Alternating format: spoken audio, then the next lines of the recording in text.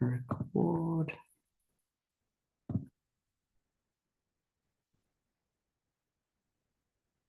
Okay, so you'll have had the message that we're being streamed and recorded. So welcome everyone to tonight's combined board briefing. We've got quite a few topics that are going to be covered in a bit of a bumper presentation. So what I'll do, I'll hand over to Sarah Oliver first to introduce the topics. But just one thing to be mindful of, I think the staff will take questions on each topic as we move through, but just we'll be keeping a bit of an eye on time because there's a lot to get through this evening. So Sarah, if you want to introduce your topic, and I shall share your presentation. Yes, good evening all. We're going to cover a few topics this evening. The first one is the Ōtautahi Christchurch Planning Program and the District Plan Change Program. So this is what we'll be working over the next coming years. And then I'm going to pass on to the Coastal Hazards Adaptation team to talk through where they are at in their adaptation planning. And then we're going to jump back into more planning space again and talk through the some of the recent changes or government direction and what the implications might be there on our planning. So next slide. So I'm just going to provide an overview about what the Ōtautahi Christchurch Planning Program is, and then how does it fit in with the Greater Christchurch Spatial Plan that's been adopted earlier this year, and particularly with a bit of a focus on where our first priorities are. These are priority development areas and the Eastern Priority Regeneration Area. A little bit of the local areas in more detail and the type of work that we'll be undertaking over the next few years. And then lastly, finish it off with our district plan program and what we'll be focusing on and what plan changes are coming forward and we're currently continuing to work on. So the Ōtautahi Christchurch Planning Program, it sits between a number of higher order spatial plans and statutory direction and looks to implement those through a variety of ways. It is in part delivering on or implementing the Greater Christchurch Spatial Plan. It's a non-statutory process, however, it seeks to in some ways inform maybe potential future plan changes, but certainly proposals that come through long-term plans, particularly in regard to infrastructure investment and a lot of the activities that the council does, as well as the partnerships that we form with a lot of key stakeholders. There's a lot of as you can see from the diagram there's a lot of inputs that feed down into the Ōtautahi Christchurch program and influence it, and I can talk through some of those as I move through this presentation. Overall, however, no matter at what level of central government direction or regional, sub-regional direction, and in our own council plans and strategies, we have a lot of common elements that we're seeking to achieve. And I've sort of just listed out some of those across on the left-hand side here. And so in our more detailed local area and network planning, which is a component part of the Ōtautahi Christchurch Planning Program, we try and achieve a lot of those outcomes that, as I said, feature across all our objectives of a lot of central government and regional and local government. Next slide. So on the left-hand side of this, the Greater Christchurch Spatial Plan provided that sub-regional direction. So that was having the aspiration to intensify within our main public transport corridor and around our main centres. And this has been an objective that has remained unchanged since the Greater Christchurch Urban Development Strategy in 2007. One thing that did come out of the Greater Christchurch Spatial Plan was where we wanted, or where we've all agreed to have major investment into public transport, and that's maybe potentially over the long term, what they call a turn up and go system. But often referred to as mass rapid transit. Now, whilst there's still a lot of decisions to go to see anything happen, certainly intensification along that main public transport corridor, and then how we connect out into our districts has been a key feature of, again, this our sub-regional planning. But the detail of how we achieve that really still requires our city to have its own more detailed plan. So on the right-hand side, the Ōtautahi Christchurch plan, or the how we're going to give effect to that is really, and a lot of our other plans and strategies is, a sort of plan on a page there. You can see, so again, as I mentioned, major growth, trying to incentivise it, enable it close to public transport corridors and around centres. We're looking to improve those connections between those places, those public and active transport networks.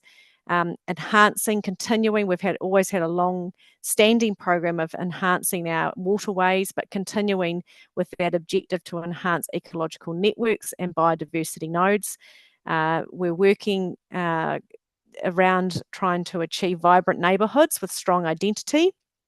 The central city will continue to be a strong focus of our planning and investment. We're now moving towards looking at brownfield redevelopment opportunities. So these are particular locations around the city where we might see a transition from older industrial activities that might have potential to transition to mixed use, particularly when they are located in close to public transport networks or centres. Our planning continues to be about building resilience to our changing environments and understanding the risks and what management and mitigation options we have, and greenfield development. So there's still the potential opportunity to look at some additional greenfield development because we probably have about 10 years or less supply of greenfield development. So there may be a need to provide for certain housing typologies and certain developments in some locations, but that hasn't been determined, and I can, the need and the staging and timing, and that will have its own process to go through if we do wish to provide for any more greenfield development. Next slide. Why did we initiate the Ōtautahi Christchurch planning program? So it was to bridge that gap between the high-level direction and making it happen on the ground. We have a lot of plans and strategies, as I mentioned before, and they have a lot of higher-level objectives within them and outcomes we're seeking. But the process to actually seeing them realised on the ground takes quite a bit more detailed planning work. And we have examples where we have had in the past a planning program or a local area planning program, and that was the Southwest Christchurch Area Plan and the Belfast Area Plan. Both of those were akin to this Ōtautahi Christchurch planning program, where we looked at areas and looked at the future investment that we needed, the infrastructure, the community facilities, the land use change, and we worked to apply that through our decision making in terms of infrastructure. So that's really what we're trying to do, and see those outcomes realised at the very local level. And it's, so as I mentioned, it's about informing investment at the right location at the right time, and focusing very much in the local area issues and opportunities, but still trying to achieve that sub-regional context and objectives. And recognising that the communities and neighbourhoods across the city are not the same. They all have different issues and opportunities, and so it's about getting that local context.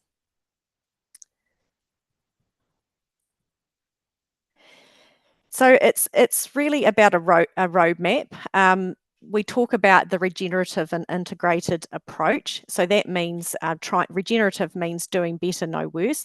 Integrated means making sure that our transport, our open space, our biodiversity, our land use, our community planning, so a whole range of across our council, the fact that we all work together in an integrated approach to achieve the outcomes. It's not designed to be a plan, like a paper document that council necessarily signs off and like the Greater Christchurch Spatial Plan document itself, it's actually designed to be quite dynamic and responsive.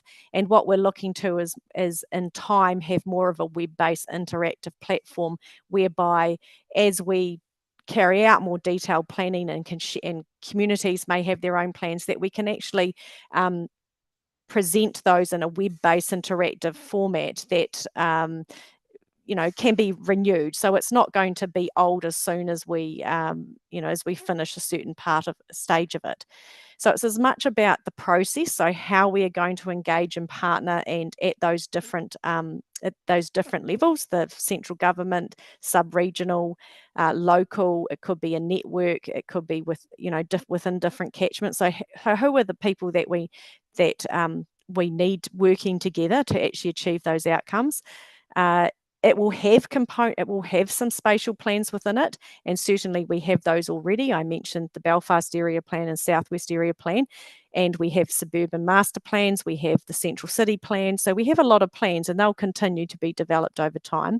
And within that, there'll be a lot of projects. So these are the projects that actually deliver on those plans, and that could be projects that are around as much initiatives as just infrastructure.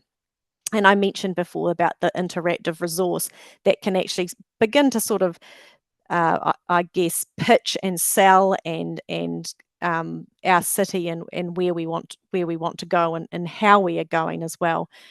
I mentioned the fact that the planning program, whilst it gets informed by a lot of planning in higher level documents, equally it could inform, or is seeking to actually inform a lot of, it could be district plan changes, it could be council work programs and projects, and it could be a platform for partnerships. But importantly, it certainly, one of the objectives is to provide that base case for investment and business case proposals. Next slide.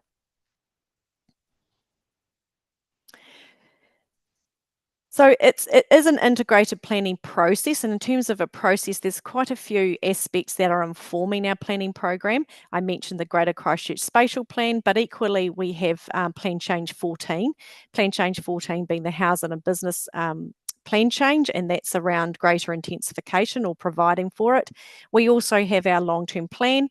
Our activity in terms of this local area planning and planning, our network planning, is actually embedded within the long-term plan activity management plans.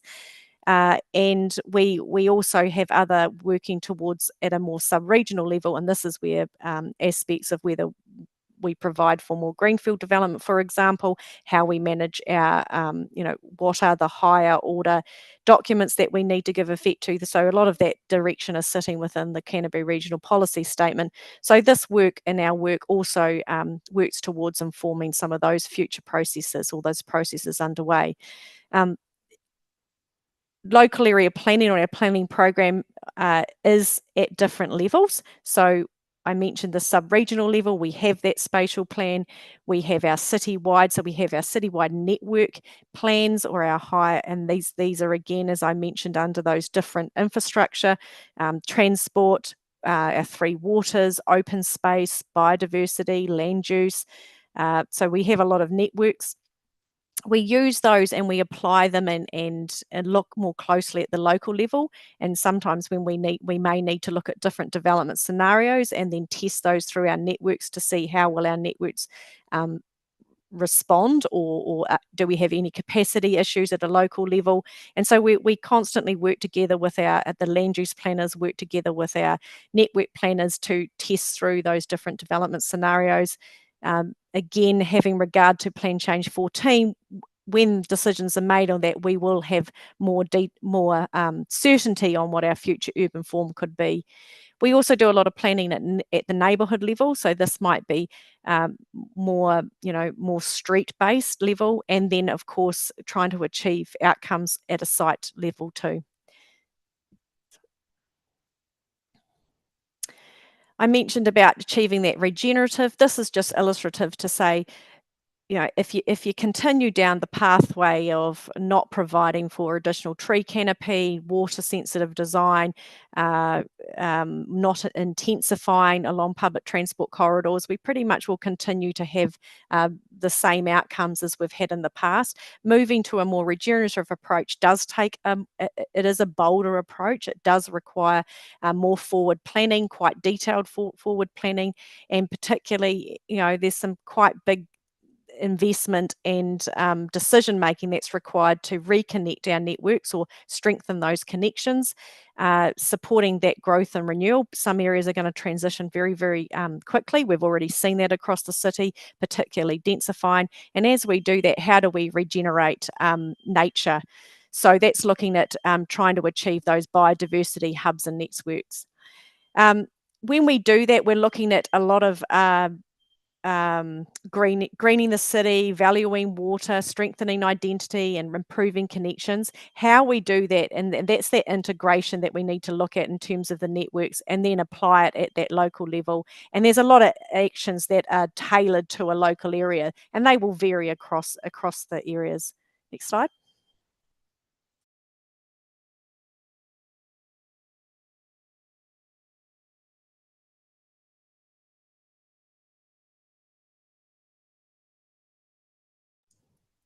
Sorry about that, slight pause. So this is also about when we're planning for local areas, whilst we might focus in a particular neighbourhood or a particular area, we have to constantly think about the networks and the wider catchments. So we might think about a wider water catchment and plan look at how the centre actually works within that wider catchment, or it could be a particular area that's facing quite maybe some medium to higher density, and consider the networks that run through an area. And so whilst we must plan at a local level, very often we have to actually consider our wider planning and how that local area works within that wider network. Next slide. So our focus for local area planning is going to have to be prioritised. It does take quite a time and resource to plan in these areas, and the Greater Christchurch Spatial Plan already indicates the where we're going to provide that focus. Central City will always continue to be a focus for our planning, but our first work program is going to be focusing along the Western Corridor. That's around Riccarton, Upper Riccarton and Hornby. And the second part of our planning program will focus also to the north. So that's between Central City, Papanui, and longer term into Belfast. We also have the Eastern Regeneration Area. Now, this in the Greater Christchurch Spatial Plan was less defined. It was more generic in terms of the need to address a range of issues and opportunities in the east. So that just sort of noting there that there's already existing committed program of projects and initiatives in the east, and I'll come back to that in more detail. But certainly the first part of our focus is going to be the Western Corridor. Next slide. So local area delivery. So this is where we're planning to action. So the first sort of phase we look at, a lot of planning's already gone on in these areas. It's not as if they haven't been without plans that have either been achieved or partially achieved, or we're actually seeing a lot of those plans being realised in some locations. So when we first start locally, we're not starting from scratch. We undertake this initiation phase, and then we work out which partners and stakeholders we need to work with, and how are we going to develop those more local area vision and that pathway. So that's about identifying who do we need to collaborate with. Then we move into the sort of planning, looking at in more detail what the issues and opportunities are, and what new initiatives and what are some infrastructure investment options, and then but to ensure actual delivery, that's when we really need to look at the funding and finance options. And so that's where your business case proposals, funding proposals, and really starting to cost the actual cost of the infrastructure investment that's required. And then there's implementation. So that can take many years, as we've seen through a number of our areas, but like the Southwest Area Plan, it was planned about that area 15 years ago, and it's taken 15 years, which is actually reasonably rapid, to see that amount of change. And a lot of the, the stormwater management scheme, the transport improvements, all of that has taken, at least 15 years to sort of deliver. So it does depend on the rate of growth, and the availability of resource and investment. And then so as it takes time to transition to reveal those local outcomes, but certainly as a sort of this diagram's trying to depict is the fact that if we've got a plan and we know what we need to do, then it's just over time working towards that as and when resources become available. Next slide. So the next steps for the Ōtautahi Christchurch Planning Program, I mentioned the fact that it's actually already embedded within our activity plans and actions. Some of the detailed actions, we have an implementation plan, so that our detailed actions are actually specified within that. And so we'll be just working to deliver those over time. We are looking for councillor endorsement of the Ōtautahi Christchurch Planning Program. That includes the phase 1. So what are we going to focus on in terms of our work over these next 1 to 3 years? And part of that will be developing some individual project plans for those, as I mentioned, those priority locations. We still need to work with mana whenua to see how do they want to be involved, do they want to be involved? And then more broadly, governance and engagement, who will be involved will change between each local area. We do have an internal governance structure already. We have a sitting form and function steering group with our heads of service and our executive leadership team, but also very, very importantly, working with community boards, because you have your own plans, you know your areas, you know what the opportunities and issues are. So it's very much as part of that project initiation phase, us working to agree what that project plan and what those what the focus needs to be for these areas. It's about also strengthening those existing and establishing those new partnerships, and that includes our strategic partners. So that's also at the Greater Christchurch Spatial Plan. We have a lot of central government agencies. We work with them at another number of levels, but certainly there is, particularly for those priority development areas, a commitment in the Greater Christchurch Partnership to support these priority development areas. Public engagement, well, that's really to be determined. It may include a soft launch of the Ōtautahi Christchurch Planning Program. By that I mean the web-based platform, so that we can begin to, I guess, pitch our growth plan and look to the opportunities for each area over time. But public engagement will be determined as part of developing those more detailed project plans for each area. Next slide. So just quickly, I won't go into too much detail, but as I mentioned, we are already building on our base information. We know our constraints quite well. Values have been identified over time through a number of processes that have already been undertaken. We look more closely at housing and business demand and needs. We've again done a lot of work through our district planning processes and our housing and business capacity assessments. So, and our land use opportunities and urban form and function, that's all coming through plan changes such as Plan Change 14. Infrastructure networks, we work very, very closely, or the planning team are very much, this program of work is not just a planners, it's actually everyone across the council that work together on a particular area, and again we have a lot of plans already and strategies in place that providing direction for our facilities and services, but looking at each area's local features. Research and analysis, some areas might require a bit more detailed in terms of full wellbeing assessment. We are already, after Plan Change 14 decisions are made, we can begin to test a range of development scenarios, from what would a a quite intensive development scenario over time look like, and testing how we think the market might actually begin to take up that enablement that will be provided through Plan Change 14, and testing those through the infrastructure modelling. So we already undertake a lot of infrastructure modelling, but we might wish to, in some areas, just refine that modelling to test some of these development scenarios through them. Surveys and engagement, again, getting to understand, and this is where the community board very much come in to, how do we draw out those issues and more so the opportunities for each area.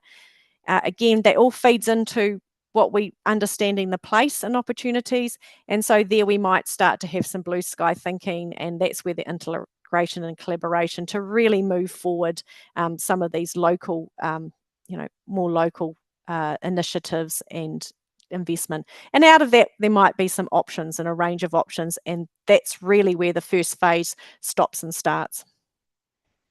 Next slide. I'm going to skim quite quickly through these. This is just really for your information, just showing the context of these priority development areas that were identified in the Greater Christchurch Spatial Plan, bit to the right about what those main opportunities are for the different areas and the focus. Next slide. One of the key challenges, I guess, for these priority development areas, whilst they'll be enabled for quite a lot of transition in terms of density, there is a big challenge because there's so much enablement across the city for multi-unit redevelopment. So really it's about trying to make these areas the most attractive to investment. But as what this is showing in the sort of the darker the blue, the least commercially viable multi-unit development or medium density development is, and the more yellow you get, the more commercially viable it is. So Central City's not showing that this is for medium density, largely because there has already been a lot of redevelopment occurred there, but there is certainly a lot of opportunity. Central City's probably a special case, but certainly you can see within Riccarton and Papanui quite a lot of feasible development potential there, and particularly around the upper Riccarton, you see it a little bit darker blue in around parts of Riccarton. That's because it's already been significantly redeveloped for medium density. So where it's already seen a lot of intensification, it will be a darker blue. But when you see, there's opportunities for quite a bit of redevelopment, or the fact that it might be commercial. So that's another reason why this will show as darker blue, because it's actually will be more business, commercial and industrial, so it won't depict commercial viability there. But it doesn't mean the fact that developments won't happen in less feasible areas. Feasibility changes over time, and there will be planning decisions that may have a bearing on commercial viability in some areas as well. Next slide. So the Central City, there's been a lot of investment. I mean, without a doubt, we're starting to see some of the big anchor projects being completed. There is still continuing to be that those opportunities for unique initiatives. It very much is our pride and joy, I guess, of the city, and certainly.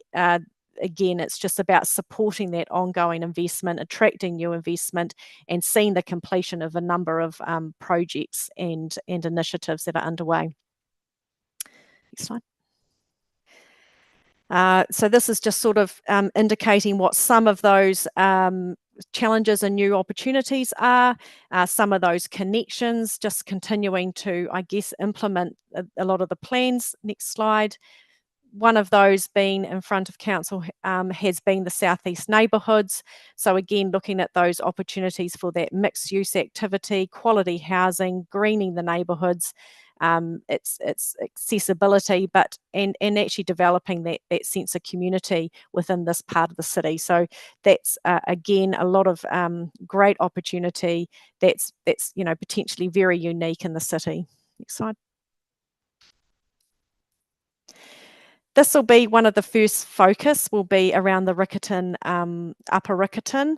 Again, it's one of the largest commercial centres outside the central city. It's got a good sub-regional retail catchment, and there are pockets of quite, whilst they have been rezoned for some 20 years for medium density, through Plan Change 14, we will most likely see a bit of an uplift in terms of enablement, and that high provision for providing for higher density enablement, and also potentially around Upper Riccarton, so sort of recognising the location or its close location to the University of Canterbury, and of course along our main public transport corridor, what we refer to as our city spine.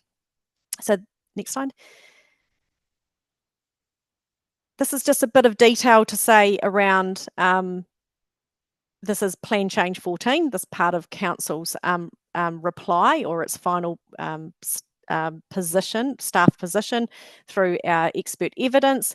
But that proposal, there's decisions to be made in early December on this, certainly having to give effect to at least part of Plan Change 14, and part of the applying or giving effect to the urban development, National Policy Statement for Urban Development. On the right, it's based on that enablement. It's just sort of some of those figures are saying, look, demand under our current growth model, demand may be quite low or relatively low, say if you compare it to a greenfield area. So a large scale greenfield area might provide for 1,500 to 2,000 houses.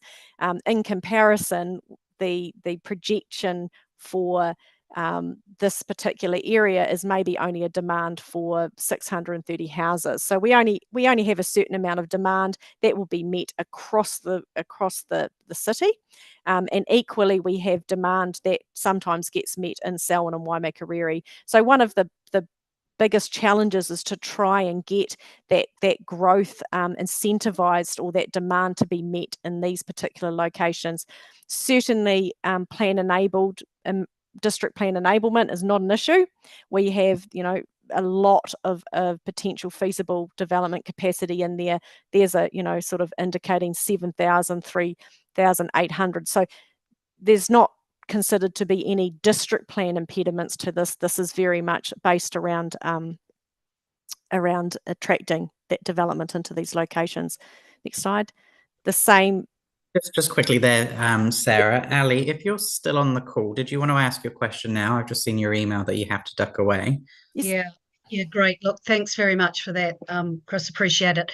Hi, Sarah. Really interesting stuff. Just a couple of really quick questions. How does the work that you've outlined here, thinking about the steering group and just the general information you're presenting, how does that align with the Greater Christchurch Partnership at ECAN?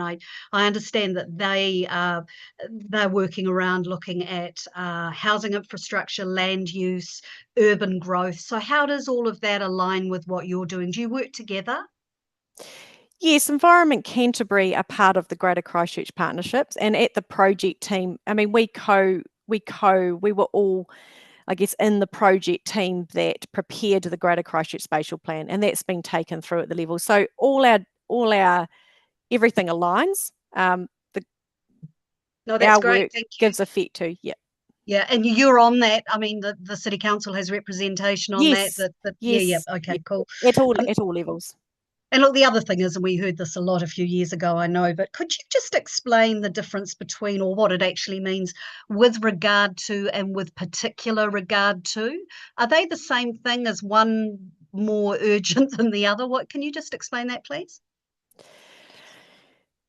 Well, having particular, with particular regard to, anything that says regard to means it's different to giving effect to. There's the biggest distinction. To give effect to a national policy statement for urban development, that's through what we have to do through a statutory process, Plan Change 14 in particular being the example. Having regard to means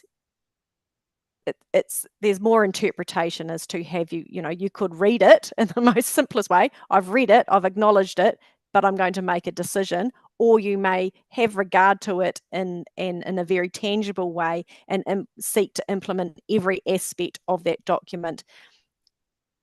But so it's it down will to come the down individual to interpretation, right? yes, certainly with having regard to is, giving effect to no, that's much more directive. In particular regard, is that more, you better look at it a bit more closely and we'd really like you to include stuff You from could, it? yes. Yeah? Okay, all right. No, that's good. Thanks, Sarah. Appreciate that. Right, no problem. Chris. Thanks, Ali. Just mentioning Hornby, just finishing up here, Hornby is it's a very, very different local area to look to the issues and opportunities.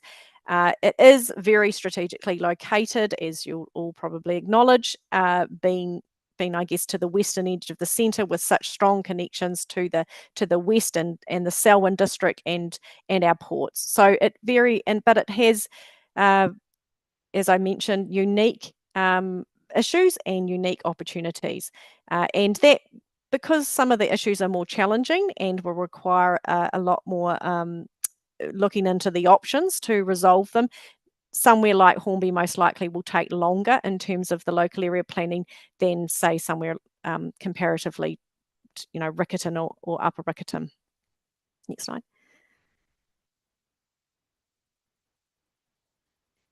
Again, this is just sort of giving you some numbers indicating, the demand doesn't at this stage look that high for transitioning this area in terms of residential density, but certainly there's a lot of plan enabled capacity, and the feasible housing capacity has improved quite significantly in the greater Hornby area, and we are already seeing that that's evident in some of the take up of medium density opportunities. Next slide. Papanui, again, it's a very strong centre, and it and Maryvale perform quite well. A lot of opportunities for brownfield redevelopment. There are some, again, local issues, perceptions of physical severance between the commercial centre, education, and residential and large format retail. But there is, again, a lot of redevelopment opportunity, and we do have that new greenfield development to the west that may be realised into the future. Next slide. I think I'm coming to the end of my time, very much over. Next slide. Again, it was just the same facts and figures as I've provided in the other slides. Eastern Christchurch, it's a large and diverse area. It was indicated as an eastern regeneration area. It's got some complex issues, reverse sensitivity issues with established activities, land development constraints, needs for adaptation pathways, but that's actually balanced by a lot of opportunities for growth and regeneration. There's past programs and investment have sought to improve livability and functions in some locations, and there's recognition that the council's relationship with the eastern communities requires work, and there was the Capital Endowment Fund that is leading to the Eastern Relationship Project. So there's a grant there to help improve those community relationships, and there's ongoing current and planned council programs. I've just mentioned some of those: Plan Change 12, the Coastal Hazards Adaptation Program, Otakaro Avon River Corridor Program, the Land Drainage Recovery Program, Capital Regeneration Acceleration Fund. So there are a lot of existing programs that will continue to have the East as a focus of our planning work. Slide. And just on that, to finish off our Plan Change program, we continue to be a very busy team. Plan Change 14, we've still got a lot of decision making to continue with that. Our focus had to be taken a bit off the Coastal Hazards Plan Change, but now it's back onto that. So and what I'm showing here is just our program out to 2026. The Heritage Plan Change, we've got another Plan Change 17 looking at earthworks, stop banks and zoning. We've got, so this is just really indicating the long list of plan changes that we're undertaking and to continue to work on. And that's the end of my presentation. Happy to answer questions. Thank you. So if members can use the raise hand function. So Councillor Henstock, you've had your hand up for a little while. I might just stop sharing for a moment. Thank you for that. That's a lot of information in there, Sarah. I imagine you talk about this stuff in your sleep. I've just got a couple of quick questions. One I was slightly confused by, and it was quite at the beginning of the presentation. You said that this was not a document that required council sign-off, but then on your slide where you referred to current and next steps for the OCPP, you said that in August, September of this year, we're going for councillor endorsement. So I'm just having a bit of difficulty reconciling those two comments. Yes, good. So there is a certain amount of documentation that we will be seeking councillor endorsement, and that is, there is a document that we've prepared that explains a lot of the actions and implementation, and also our planning program that we're seeking to focus our resourcing and our work program on that western corridor before the northern corridor, and continue, just sort of explaining about how our work program fits in with the greater eastern Christchurch work program that's already underway. So, and there will be some documentation that we'll be seeking for councillor endorsement. There is an A3 document that is will be provided to council. It provides a lot more detail of the planning program and the initiatives. But what I was meaning by was, in itself, the local area plans that get produced will be more the plans that are, I guess, could be considered a hard document. Because if I give some examples, we had the urban forest plan. Now that was a document, a paper document, I guess, or that went through council for formal sign-off. Quite often we'll have a transport plan that comes through council as a formal sign-off. The planning program, yes, we could put together a document that got signed off, but our concern is we already have the Greater Christchurch Spatial Plan, which is already setting a lot of the, I suppose, direction for our local area planning, and we have our district plans as well, a lot of plans and strategies. This is really about implementing those, so it's more the pathway. We've tried to explain it in that way, and rather than coming forward with another plan for council to sign off. So it's really, that's why we're calling it a program. There may be component parts that you councillors wish to sign off or endorse. Those options is what we're presenting. I'm not completely clear on that, Sarah, and I may need to follow up to try and understand it a little bit more. Did I understand correctly that in terms of priorities within your work plan, you'll be looking for sign-off from councillors on that?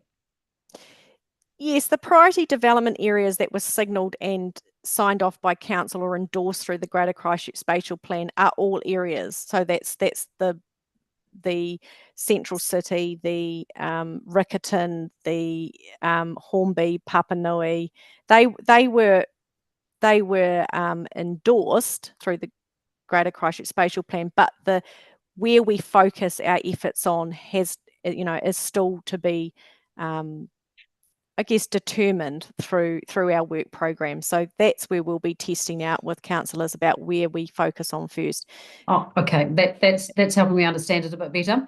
I was on that Greater Christchurch Spatial Plan Hearings Committee, so I'm familiar with that. So then how does community boards fit into this? Because when you talked about the August, September this year for councillor endorsement, you didn't talk about the community board in the same breath there, and it was noted further down the slide. So at what point and to what degree do the community boards have input into those different programs and the initiatives that you're taking? Yes, well, we certainly, we're very much at that project initiation phase where we need to work out or pull together all the information that we already have for each local area.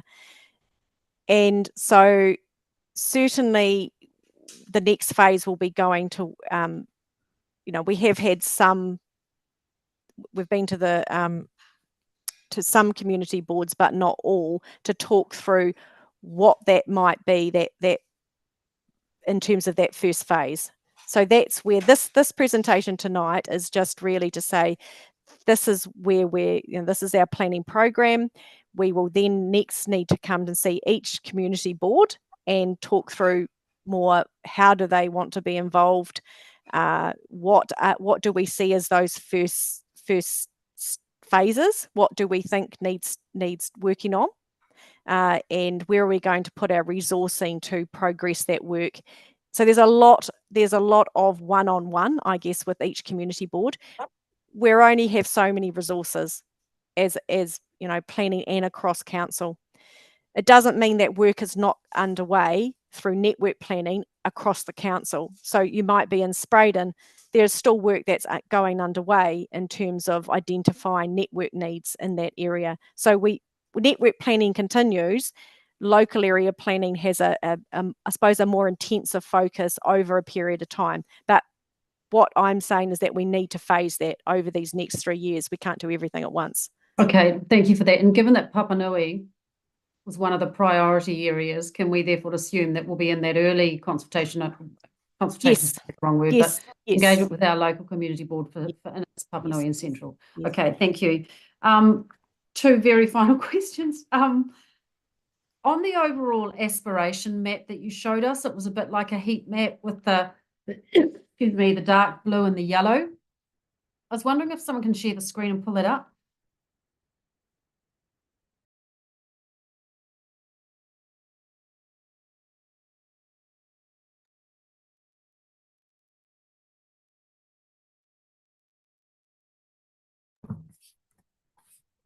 You'll have to tell me whereabouts you were. Yeah, keep going back. It's the one with the blue and the yellow. It was like a heat map. That back and again. There. Back the other way. One? No.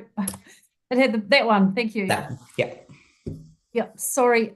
Sarah, I didn't quite understand it. Well, the bit that I was struggling to reconcile was, if the yellow areas are what you're saying is being identified as commercial opportunity for redevelopment with financial viability, I'm bothered by the fact that there isn't any yellow in the central city, because the central city is the area that we are intending and hoping to intensify, early on as a priority, and yet it's showing that there doesn't appear to be feasibility or commercial viability there.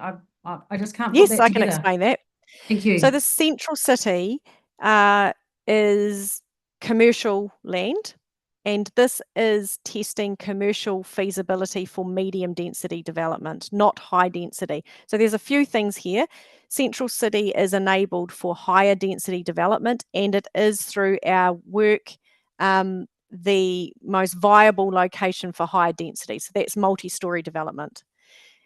It's not showing commercially viable as commercially viable for basically townhouse development, because the land values are quite high. So the yield in terms of residential density must be more likely in that 3 to 4 story and above in terms of development. Also acknowledging that there's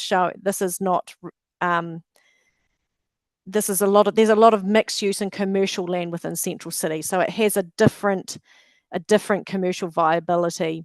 So as I did try and mention earlier, in this map, just ignore the central city, but what it Okay, I must have missed that. Missed that bit. I was too alarmed by not seeing what I needed. Yeah, so it's a unique situation, that one. So this ties in nicely then to my last question, really, which is around market influences in terms of supply and demand. We can plan up the wazoo, and local governments tend to do that.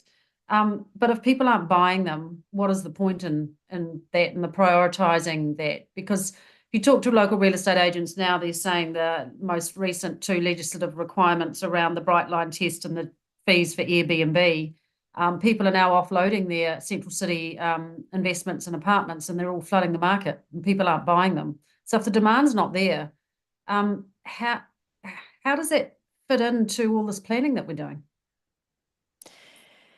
It's complex. I mean, the market is complex, and what we have in the greater Christchurch area is a high level of enablement. We are not like some other cities. We actually have a lot of housing choice, and to that benefit, our housing affordability has always been viewed as quite positive in terms comparative to some other cities where they have a more constrained market. But that does mean the fact that there is a lot of housing choice. There's a lot of housing choice for investment. So demand, I don't know if you can, demand gets diluted across the greater Christchurch area. So, and that's why we have to look at the tools and then mechanisms to attract it into these locations where we want it, or where we've been planning for, or where we see the greatest efficiencies and effectiveness in terms of infrastructure investment. You know, that is, as I mentioned, that is one of the greatest challenges we have here. But it doesn't mean it's not, you know, this is long-term planning. What we're doing here is not for today and tomorrow. This is planning for 50 years, you know, and 30 years. Feasibility changes over time. And we've seen that. Once upon a time, we had developers saying, we won't build townhouses in that location. And now we see we've seen it shift. And I've seen that shift dramatically, the market change over the last 5 years, 10 years from what we only traditionally did greenfield development. Thanks for that, Sarah. I'm getting that. Thank you very much. Okay. I'm done. So just before I take any more questions, because I'm conscious that there's 2 more presentations to go, are the other presentations of a similar length? Because I just want to make sure that everything can be covered this evening. So we've got Bridget. Do you want to go next with your question? Yeah, thank you. Hey, thank you so much, Sarah, for the presentation. I'm assuming this question might be better answered when it comes time for this program to be taken to each of the different boards. Because one of the biggest issues we have within the Maryvale area is just that infrastructure with roading and car park is already so stretched, and I see that that's one of the hot spots for intensification. So, like, at what phase of this program will the community board have an opportunity to work with staff to address that specific concern, as an example? Yes, so we would bring out our planning team, but also the transport. So that requires a more detailed conversation of looking at the issues and options for that, for your area. So yes, that would be at that next phase, or that project initiation phase. Okay, cool. And roughly when would that be? Can I come back to you on that? Yeah, that's fine. Yeah, no we worries. just have to look.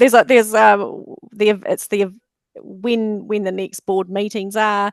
There's other staff to pull together about when the actual timing of that might suit best, but I'll definitely follow that up with you. Yeah, cool. Okay, thank you so much. Lee? Oh, hi, Sarah. Just I might be slightly out the loop on plan change 14, but what is I appreciate that goes to council in September, but what's the 15 months post September? Is that refinement? Is that remapping? What is that further 15 months for? Yes, it depends. There could be parts of plan change 14 that are not decided on and are deferred until December next year.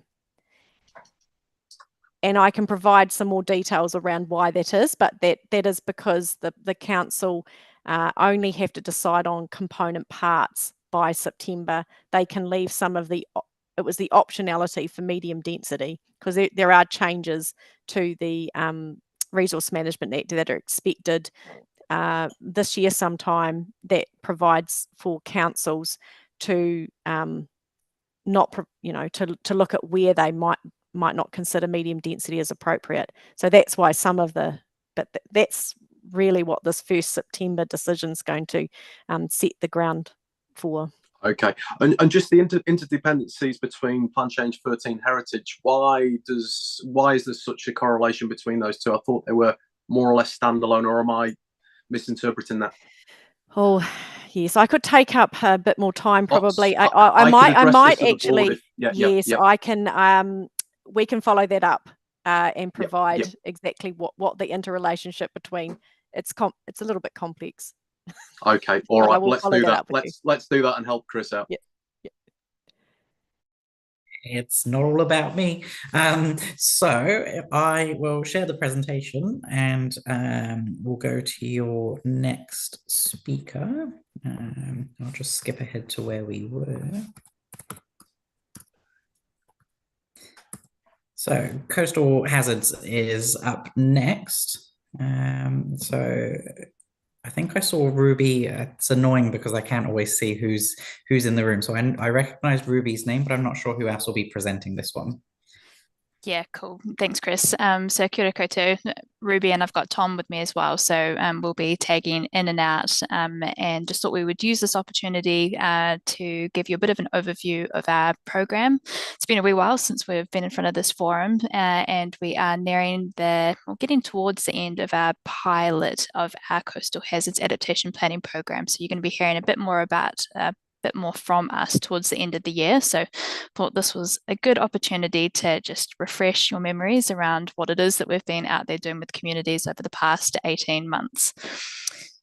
I don't think it's any surprise to any of you or any secret that we are quite exposed to coastal hazards here in Christchurch. Coastal processes like erosion and coastal flooding become hazards when there are things that we care about in the way that might get impacted. And as I'm sure you're all aware, we're a very low-lying coastal city. We have a lot of things that are in the way and at risk of coastal hazards. As sea levels rise, this risk is only going to increase. We've known that sea levels have been rising for a while and that the rate of this is increasing. The rate of change that we see in the future depends on a whole heap of things, including global greenhouse gas emissions and environmental tipping points and that kind of thing, which this kind of uncertainty means we could get anywhere between 38 centimetres and 1 metre of sea level rise by around 2100, which is reasonably significant. Across the city, we've also got areas that are naturally subsiding, even as sea levels are rising. And so these areas are going to be experiencing that sea level rise or the impact of that sea level rise even quicker. And so that's another piece of the puzzle that we are starting to consider as well.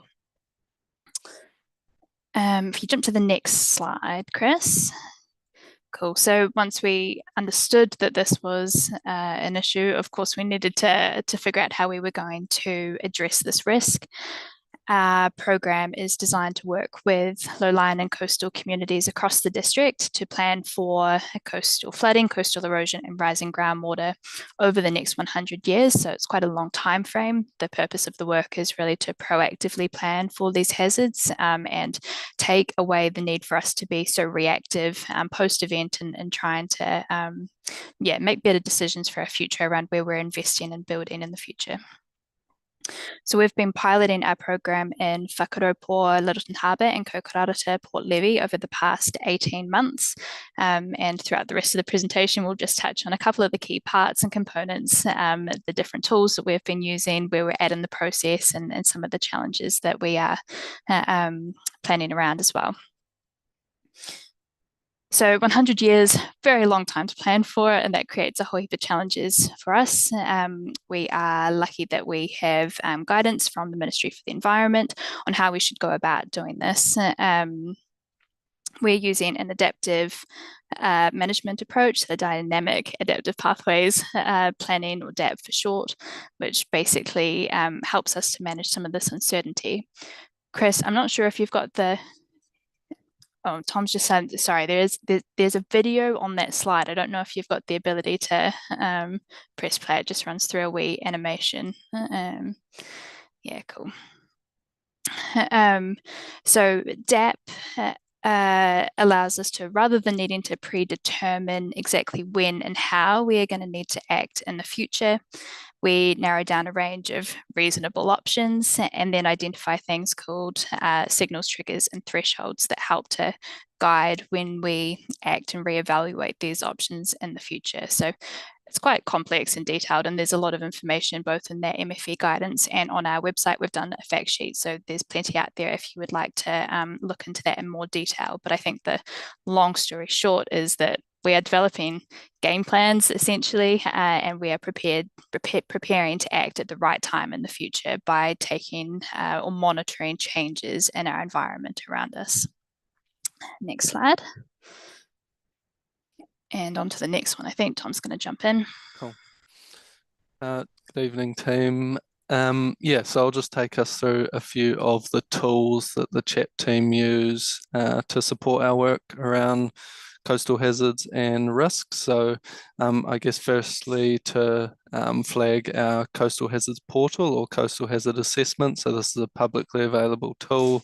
You can jump online and move around on a spatial web viewer like is shown in the bottom right hand corner of this image, and look at different coastal hazard impacts from coastal flooding, rising groundwater and coastal erosion, and look at those impacts under different sea level rise increments and under different storm intensities as well. So this is just a useful tool to help you understand the exposure of different locations around the district. Yeah, next slide, thanks. This is something that is not yet publicly available, but something that the CHAP team, our Coastal Hazards Adaptation Planning team lead in-house at Council, is the Ōtautahi Christchurch Coastal Risk Explorer, which is a tool that pulls in natural hazard information alongside asset information to help us understand the vulnerability or consequence of impacts from natural hazards on various built and other public assets, so natural assets as well. This is something, as a flag there, is very much in the works, but is something that we use through the CHAP program to support the assessment of options, the identification of signals and triggers as well, and inform the planning around the timeliness of future investments as well. Yep, next slide. Thanks, Chris. Yeah, lastly, in terms of some of the key tools that we use, we have the catalogue of coastal hazard adaptation options. So this is and we have a summary version of this also. Essentially, it's our Bible on coastal hazard adaptation options, a relatively brief document that touches on the various different ways that people and places might adapt to coastal hazard impacts using this PARA framework, so the protect, avoid, retreat and accommodate. Yeah, so that's just a useful tool to understand some of the options that we consider when working through our planning. Cool, and we can skip on to the next one as well. Thanks, Chris. So the MFE guidance that I mentioned earlier is summarised in that 10-step decision-making cycle on the right-hand side. It guides us into developing what are called adaptation pathways using that DAP methodology. So the outputs that we are developing are adaptation pathways, which we will present in an adaptation plan. I'll let Tom jump onto the actual process, but I guess what I'll mention here is that these pathways don't have any statutory weight at this point in time, but they do provide useful direction. At Council, they capture a pathway forwards that both Council and the communities agree upon and can help direct investment in the future and provide communities with some certainty around what their future is going to look like as well. If we jump to the next slide, so one of the first things that we did as part of our program was take that MFE guidance and adapt it to the context here in Christchurch to figure out how exactly we could undertake a meaningful co-creation approach with communities to take all of those tools and the information that we've got around coastal hazards and the different ways that we could look to adapt and see that play out here in a way that we could apply equitably across the entire city. Right from the start, we kind of knew that we weren't going to be able to take that co-creation approach with the entire city all at once. Here in Christchurch, we've just got way too many people. So we split up the district into different areas and decided to pilot our approach, like I said, in Whakaropō and Kokorarata. among other things, the coastal adaptation framework that sorry, did I mention that? We figured out how we were going to adapt the MFE guidance and set that out in the coastal adaptation framework, which you may or may not remember we engaged on, I think, in late 2021.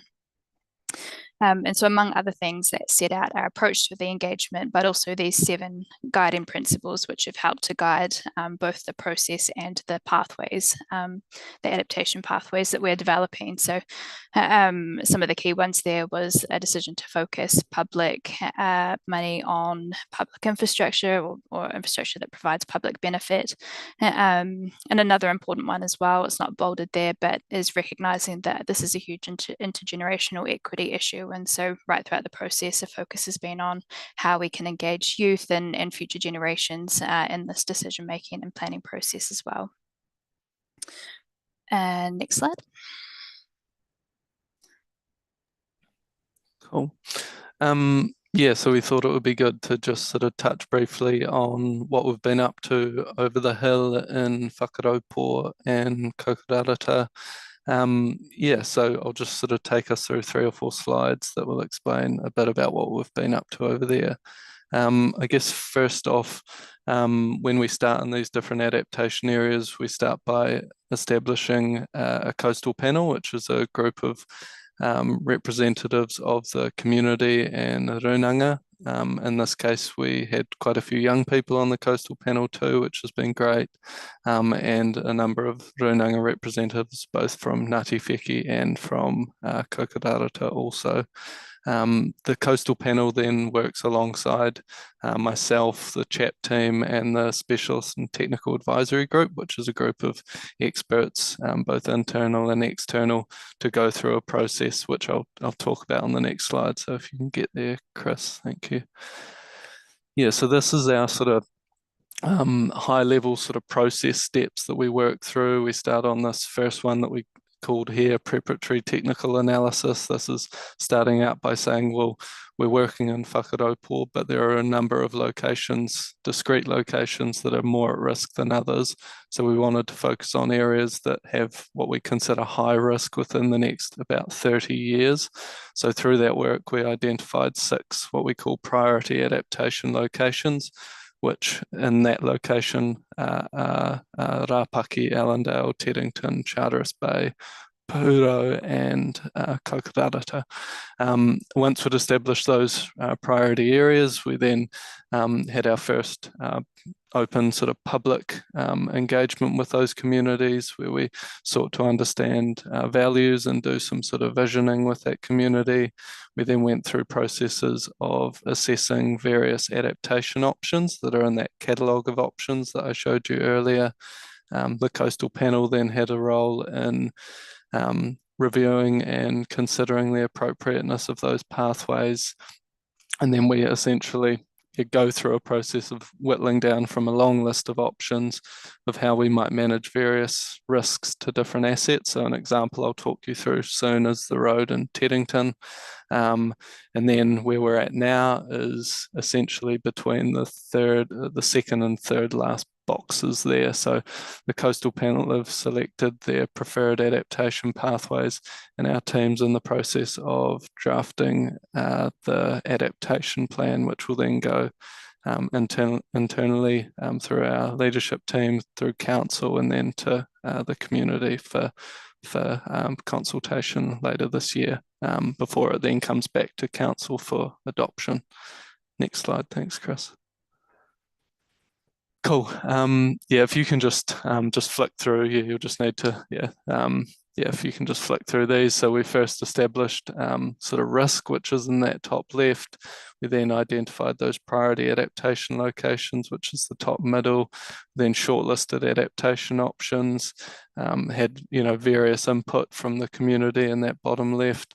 And then we then went through a process of developing draft pathways, establishing costings, and estimating future investment timing. So trying to understand, well, we know the road in Teddington might not be good in that location forever, but at what point might we need to raise it, for example, or move it, or otherwise manage it. Yeah. Next slide, thank you. Cool. So yeah, we just wanted to sort of end on some challenges. Obviously, Ruby and I will both be here to field any questions if you've got some as well. But I guess just to I'll just speak to a couple of these. So one big one for us is the third one, the co-creation approach versus timely delivery. I see we've got Jo Zervis online, and she can speak to the, how long it's taken us over in Whakaropō. We drive or deliver a very thorough process with multiple points for public consultation and feedback. And yeah, there's been a fair bit that's been asked of our panel members, and we hope for we know for good reason. So that's definitely a tension, because it's taken us that long to work in one area, and we've got other parts of the district to work in. We're confident that we've found some efficiencies, so we could be a bit quicker in the future. But there's big fish to fry in other parts of the district as well. Lots of challenges also. And then I guess another one to touch on is that first one is, there's just so much uncertainty with this sort of stuff. The nature of our work is that we're talking about things that, sea level rise is often considered this thing of like, when is it happening? Like, it is happening, and we're locked in at least to around 0.5 metre of sea level rise already, even if, globally we stop emitting today. So there are things like that we can use to communicate some of the stuff with people, to help them understand that, this stuff is things we need to be thinking about.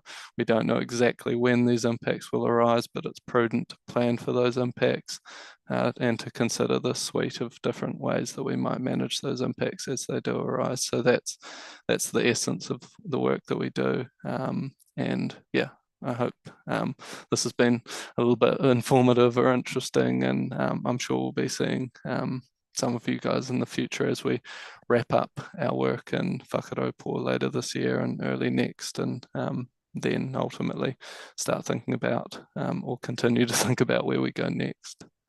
Thanks, team.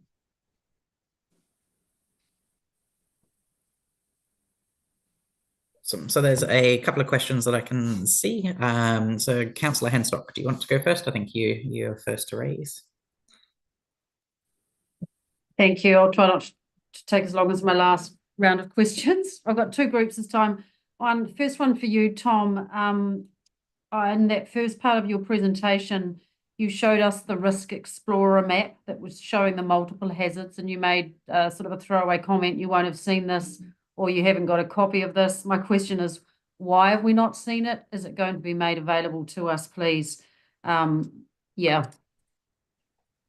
so this is a tool that is not publicly available but intends to be publicly available, so it's a work in progress. So the reason it's not been shared is because we're not yet confident in the quality of some of what we're needing to show, and we need the various asset managers and asset holders within council to be across what's being shown. So yeah, the intent is absolutely that our team wants to make this something that can be used more widely, but it's simply not ready to be shared in that capacity. Yeah. I'm relieved to hear that it will be shared, but of course the question then is, if you're not confident in it, you're using it as the basis of your planning document. So how can you give us confidence in what you're doing if you're not 100% confident about the quality of the material that you've got and you're using as a basis to inform your program? That's not actually as hard as you'd think to explain. We know what we're doing when we're using it is the honest answer. We know what it can't do.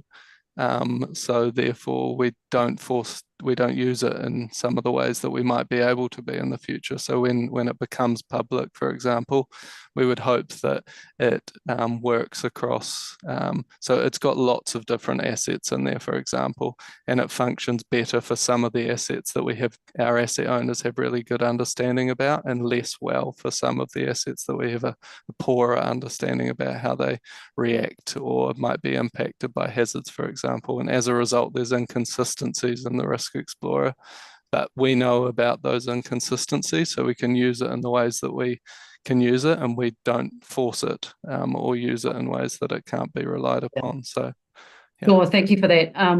I imagine there'll be a bit of an alarmist reaction from general members of the public when they don't understand that in future. Look, my second question then is around the legislative reform and changes. I'm aware that the Climate Adaptation Select Committee hearings are on at the moment. I was watching some of those today.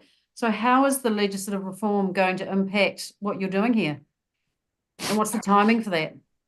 Well, I'd say it's an impossible answer because we don't know what's going to happen from the legislative reform. I guess with the previous government, I guess we were positioning to think, well, there might have been an influence, for example, with the previous government towards local government having a more substantive role in planning for risk to private assets. But some of that's been walked back slightly in some of the more recent work. So, and central government seems to be pushing a bit more for local government to bear a lot of the brunt of this planning, the costs, for example. So that's yet to be confirmed. But yeah, really hard to answer that question because we ultimately don't know what will come out of it. But absolutely, it's going to have a big impact. And depending on how it lands, we might seriously need to rethink how we are approaching some of this work. Okay, and so not knowing where it's going to land, do you know when it's going to land? But what I don't want to see happening is a whole heap of work being done and resources and money being pulled into something that ultimately isn't going to have a legislative pathway to support it. Yeah, I don't know exactly when it is. What I would say is that the vast majority of work that we've been doing in Littleton Harbour and Port Levy is what I would consider sort of low or no regret. So it's not things we're going to have to walk back. It would just be if there was a new legislative requirement on council, for example, then there might be a sort of additive or new elements that might need to be delivered in some of these locations.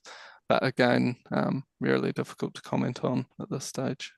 Thank you for that. I have to say, I like that low or no regrets approach. I can understand that. Thank you very much. Thanks. And Joe? Yeah, Victoria actually asked one of my questions about the Risk Explorer tool. So is it going to be available to us prior to being available to the public?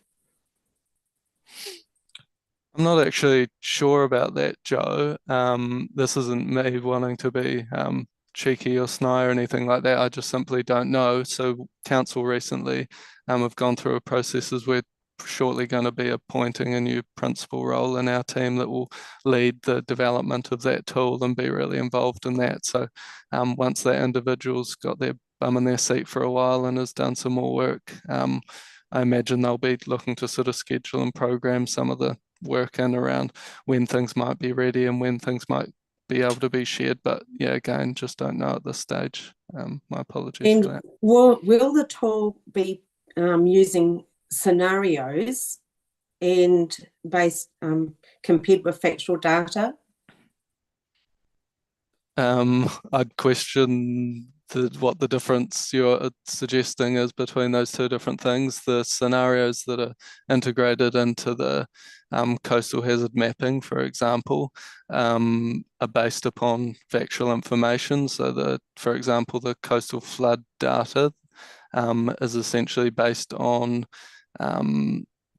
well, I'll use the coastal erosion one along the open coast because that's something that we can, can draw sort of clear parallels to. So Environment Canterbury has a system of something like 20 beach profiles where they come along with the survey staff and survey sand and beach levels on an annual or if not more than that basis along the open coast at different locations. That data has been used to look at historic erosion rates, and then we use those erosion rates, and then through this equation essentially add on sea level rise adjustments, and then that's used to essentially project future erosion rates. So there's a complexity there, but it does use grounded information. The RCP scenarios as to which scenarios will be presented on the tool, or will there be a range of scenarios? Yeah, so the tool doesn't present scenarios. The tool is based on increments of sea level rise. So if we're talking about coastal hazards, so you could select current sea level 20 centimetres, 40 centimetres, 60 centimetres, just like you can in the publicly available coastal hazards portal. The hazard data is the same. And so it will then, the tool will tell you where that increment might sit relative to one of those scenarios, but it's not locked into a scenario. It's actually based on the amount of sea level rise. Yeah. And the other thing that the community board asked for last term was to have tracking done to see how we're tracking against the scenarios. Yeah, sure. Yeah, so there is obviously existing tidal and sea level measurements in places like Sumner, Bridge Street and Littleton is the obvious one. And the other thing we do and are doing more of is analysis of local land movement, so vertical land movement, because that's the other key component of relative sea level rise. So yeah, it's something we're certainly working on. Yeah, and I've noted that, Jo. Thank you. Yeah, just to be open and transparent with people to actually see how we are tracking against the predictions. So yeah, even sure. when it comes to being elected members, having that data to actually make the correct decisions in the future is really important. Yeah, absolutely. Thank you. Cheers, Jo. So that's all of the hands raised. So what I'll do is I'll share the presentation again. We've just got one more section, I think, on there. There it is. Share. And so now we go to plan change 14, I think. Great, kia ora everyone. My name's Ike. I work in Sarah's team, in the city planning team. And like we're talking about here, I'm just conscious of time, so I'm going to whip through some of these slides fairly quickly and happy to answer any of some of the detail and questions thereafter. If you can go to the next slide there, Chris. So in terms of plan change 14, where are we at? So on the 17th of May, we released our final, what's called council reply. It's basically our final recommendation to the independent hearings panel. They're anticipated to deliver their recommendation in Friday next week on the 26th. And then in early September, council will make the decision on the recommendation. However, council have made the in principle decision to only consider what's called policies 3 and 4 of the National Policy Statement on Urban Development. Effectively, that's a higher density areas, and I'll delve into that in a second, and also the FCs, or financial contributions for tree canopy cover as well. However, that's the minimum. Council can decide to do more. So, for example, some of the medium density areas or other qualifying matters or restrictions that are across the urban environment as well. However, they can only be made based on the evidence that's been presented to the independent hearings panel. So it's quite a fixed lens relative to the submissions that have been made on the plan change. It basically does have immediate legal effect thereafter. There are no appeals, except if some of the recommendations in whole or part are rejected, then the minister will decide that. The other element I think that Lee may have asked about before was about the 15 months thereafter. As above, council's made the in principle decision to only focus on the elements that the minister said that must be considered, and so all the other parts of that, the remaining MDRS elements, the medium density beyond that, doesn't have to be considered until December next year. Next slide.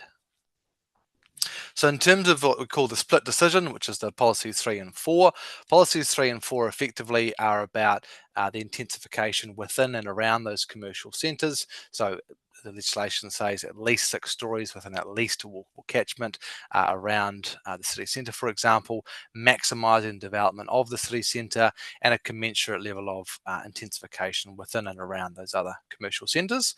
Policy 4 effectively captures the restrictions that would apply, otherwise known as the qualifying matters, within those intensification areas as well.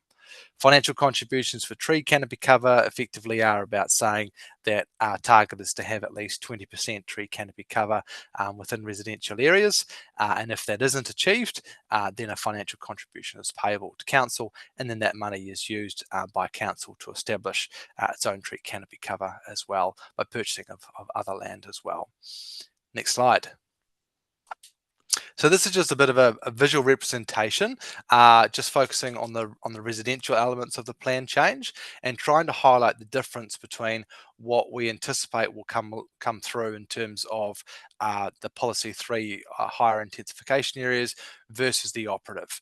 So everything that we have in the red outline there, orange with the red outline, is the high density zone. So most of that is enabled to 6 stories, and then we have some LCIP, otherwise known as the local centre intensification precinct, and that's around some of the lesser centres, and that's about 4 stories as well. Everything that we have in the pink colours there, the RSDT and RMD, are effectively our operative medium density areas. So that shows where there will be a transition from policy 3, plan change 14 areas to operative areas, or where there effectively will be a hard line that will basically just go to suburban areas, will have to be considered in the next part of plan change 14 next year, and that second date for December next year. Next slide. The government on the 4th of July recently announced a program called Going for Housing Growth, and that effectively sets a proposal forward to further modify the National Policy Statement for Urban Development, which we have been giving effect to, as I said, through Plan Change 14. And there's quite a number of changes that the government have scheduled. Overall, in terms of complying with that, we're not terribly concerned in terms of where plan change 14 lies, but there are a few areas where there will likely have to be some work to be done through a separate plan change process. So we know ample housing capacity, so we're not concerned about the direction for housing growth targets that it's set. There will be the government signalled the enablement of greenfield development at the rural boundary, so we don't have the ability to set that boundary any longer, is what they're signalling. And there's a potential there for ad hoc development at the fringe, which could be a concern. There is also the direction to focus on the areas with the highest accessibility or high housing demand as well. And that effectively sets a lens for where medium density areas would be retained. They've said there'll be a higher threshold for those restrictions, those qualifying matters. Unknown at this stage how that resonates with what we've proposed, but we'll wait and see once more detail comes out on that matter. Mixed use development has been signalled to be enabled, they've said, across all urban areas to varying degrees. So they describe it as at a minimum being local cafes being enabled, or dairies being enabled anywhere, and then within those higher density areas, the likes of metropolitan supermarkets, retail, or even office being enabled anywhere across those higher density areas as well. We did lead economic evidence through Plan Change 14 about the potential to reduce the commercial viability of commercial centres, so we do have a bit of concern about that, but again, we'll wait to see what the detail is on that once further detail comes out in the next few months. There's also the direction have no minimum unit size or balcony sizes as well. Again, we have a few concerns about that. There seems to be a rhetoric about frustration of some of those more restrictive standards across the country, and I guess the staff position is more, well, if there's an issue with the standards, then it'd be better to set those standards within a national framework, which has already been done really through MDRS, for example, with balcony sizes as well. Next slide. Oh, and sorry, just on that, in terms of going for housing growth, the time frame for that that they've said is that the full draft in terms of the changes to the National Policy Statement are anticipated to be released early next year and to be in effect in mid-2025. Alongside this, the government have also proposed the enablement of so-called granny flats or minor residential units, and that is to enable the development of up to 60 square metres for units, in addition to the primary unit, one per site, needing no building consent or resource consent, and so no council inspections as well. It has to be overseen at a minimum by a licensed building practitioner. The Building Code and Building Act does apply, but I guess from a council staff perspective, we struggle to see really how that quality can be achieved if there's no oversight. Our interim position really is that the district plan is already highly enabling.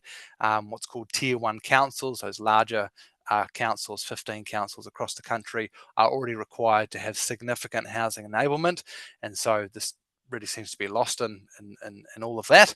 And we are fundamentally opposed to no building consent, and we'd rather have a far more streamlined process where there's some element of oversight to ensure that there is an element of quality that has been somewhat more guaranteed, and reduce that liability and lack of insurability as well. We also do have an issue in terms of the potential for no contribution to increased demand on infrastructure, and we'll definitely be focusing on that in our submission to government as well in the coming weeks. Next slide. Right, that's the end of my parts of the presentation. I'm happy to take any questions.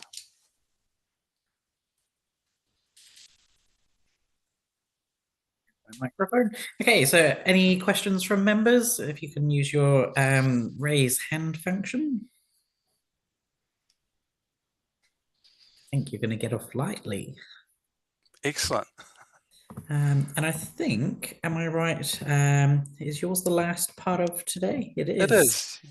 Awesome. Let me go back to Zoom. Okay, so if there aren't any more questions, then I will end the recording and say thank you everyone for attending this evening. Thanks to all the staff for presenting as well. If you do come up with any other questions, feel free to send them through to me and I can filter them through to the relevant staff as well. But otherwise, thanks very much. Thank you.